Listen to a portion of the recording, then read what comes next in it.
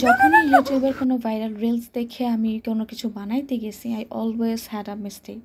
কেন জানি না, সবসময় আমার একটা না একটা কিছু উল্টাপাল্টা হয়েই যাবে। একে তো রোজা রাখছি, তার উপরে তো টেস্ট করতেই পারতেছি না। তো ভাবলাম যেহেতু রোজার দিন একটা ড্রিঙ্কস বানাই, আর যদি সন্ধ্যার পরে বানাই তাহলেও তো লাইটিংয়ের সমস্যা, দেখতে সুন্দর লাগবে না। ভাবলাম দিনে দিনেই বানাই, টেস্ট করতে পারছি না তো কি হয়েছে। তো যেই ঝামেলাটা করছি সেটা আমি বলবো, তোমরাও দেখতে পারবা। তো ঝামেলা তো হইতেই পারে, তাই বলে কি কিছু বানাবো না।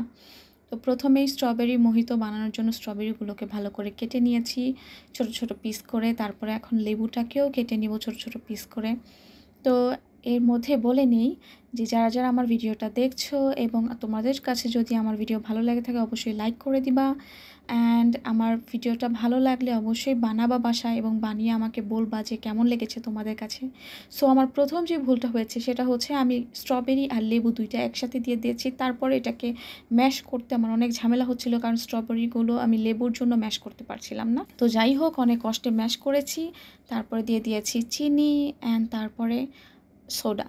এটা তোমরা যে কোনো ড্রিঙ্কিং সোডা ইউজ করতে পারো, আমি এখানে 7 আপ ইউজ করেছিলাম।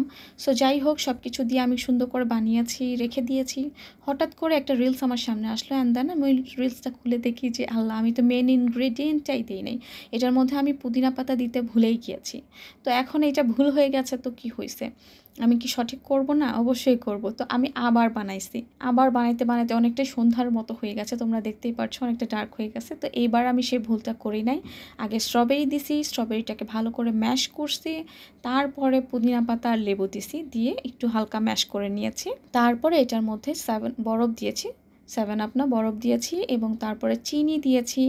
এবং যেহেতু স্ট্রবেরিও টক লেবুও টক, তাই এটাকে একটু ব্যালেন্স করার জন্য একটু লবণ দিয়ে দিয়েছি।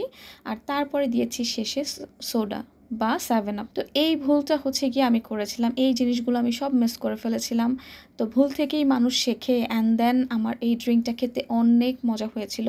তোমাদেরকেও আমি বলবো যে একবার বাসায় ট্রাই করে দেখো, ইট ওয়াজ অ্যামেজিং, খুবই মজা লাগছে। আর এখন স্ট্রবেরি তো খুবই রিজনেবল প্রাইসে পাওয়া যায়, তো অবশ্যই অবশ্যই বাসায় ট্রাই করো। See you in next blog, bye by.